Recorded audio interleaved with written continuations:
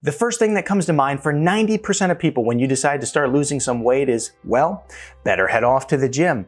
But what if you couldn't go to the gym? What if you were traveling and didn't have access to the gym? Or what if your gym was forced to close? Does that sound familiar? And what other ways can we lose weight?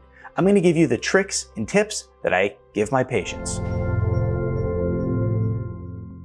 Hey Wellness Warrior, I'm Dr. Nick Zyrowski, and I started my holistic health practice in order to help you take control of your health naturally, because true health only comes naturally. So be sure to subscribe and hit that notification bell to stay up to date on all my new natural health videos. In order to truly master weight loss, you have to understand all the things that you can do to lose weight regardless of exercise. This not only sets you up for success when you can't exercise, but it also helps you truly understand all the pieces of the puzzle to losing weight. And let's face it and be honest, I work with a lot of people, and I know for some people, they just hate exercise. It's something they can barely get themselves to do. And so out of all the strategies we'll employ to help them lose weight, it will be on the very bottom of their list. So I improvise because I know what a challenge it is for them. But let me ask you this, because you know I love chatting with you all down in the comments below. So is exercise something you enjoy, or is it simply a means for weight loss and staying in shape? One of the first things we must do in our bodies to promote fat loss is put our bodies into a fat burning state. It's absolutely essential.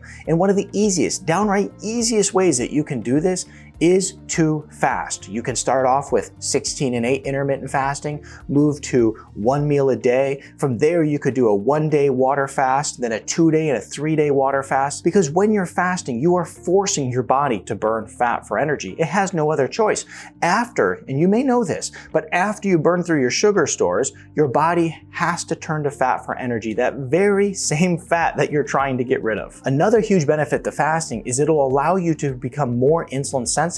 It'll help lower chronic inflammation in the body. And as a result of that, you'll become more efficient at burning fat even when you're not fasting. Now, beyond insulin, it really supports balancing all your metabolic hormones. And this can help you overcome overeating, which is a challenge that almost everybody faces at some point or another. It'll even help you not crave all the foods, the sweets that you shouldn't be eating. Now, whenever I notice that I'm getting a little bit of excess fat on my body, I just know that it's time for a 24-hour fast, a 2-day fast, and it helps reverse that problem real quick. Now, I also want to be clear about this as we talk about how to lose weight without exercise. I'm not advocating that you don't exercise, because I believe that in order for us to express true genetic health, we have to exercise. It is genetically required by our bodies. But the fact is weight loss goes far beyond exercise. So if we can master these other strategies, well, exercise will be the icing on the cake, and that's going to be a sugar-free cake too. The next strategy is clean up your diet. Remove the sugar,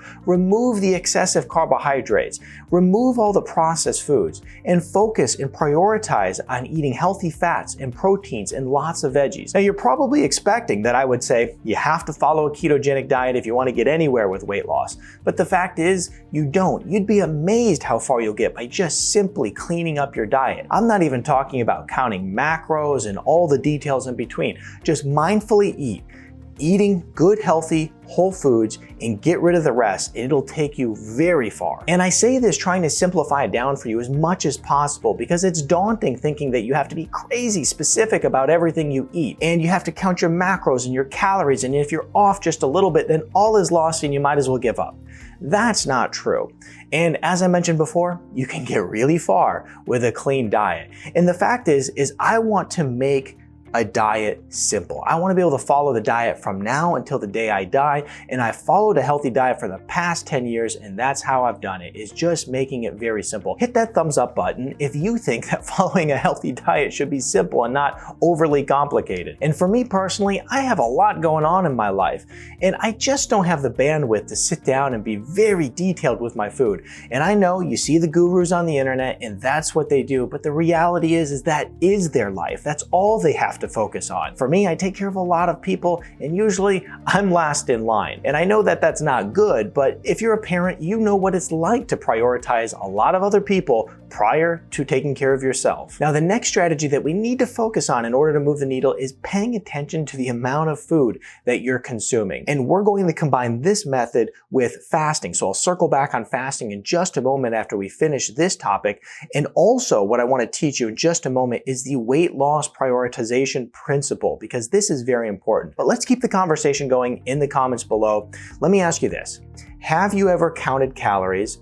And then when you were counting calories, did it work for you? What were the results? Were you happy with them? This concept is important because it doesn't matter what diet you're following. If you are wildly over-consuming calories, you're just not going to lose weight. It goes against the laws of nature. Now, what we have to do in order to figure out how much food we should eat every day is first figure out our BMR, and this is our basal metabolic weight. So you can go online, find a calculator, and you put in your gender, your age, your weight, your height, and it'll give you how much your BMR is. In order to figure out my BMR, I went to calculator.net and I went to their calorie calculator. Now, the BMR is going to be the basic amount of calories that you need every single day just to survive, for your lungs to breathe, your heart to beat, and your brain to operate. My BMR is going to be 1,843, as you can see. But let's say I'm an engineer. I work a desk job, and I get up, I walk around the office, I have to park pretty far away in the parking garage, and I have quite a long walk to get to the office. So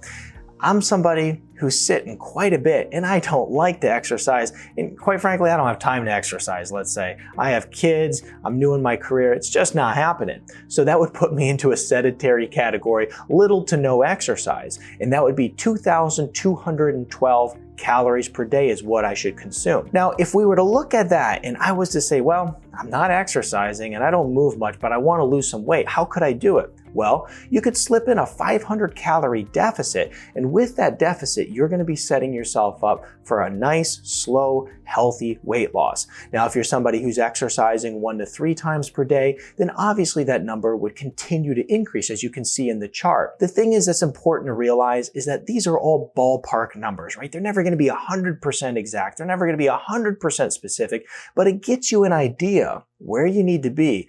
And if you want to lose weight, you're going to have to pay attention to some of these numbers if you have trouble with over-consuming food. And here's another thing that I gotta tell you before you jump into a calorie deficit. I am never a fan of you doing calorie deficit alone. Only if you're going to pair it with intermittent fasting. And there's a good reason for that, and that's because the science is clear. Those who follow only a calorie deficit in order to lose weight, well, they typically have a lot of lean muscle loss with that, along with the fat loss. But if you intermittent fast, you're more likely to maintain your lean muscle and lose fat. And it doesn't matter what age you are. If you're young, if you're old, it's always healthy to maintain lean muscle mass. Now let's talk about what has been coined as the Dr. Z weight loss priority principle.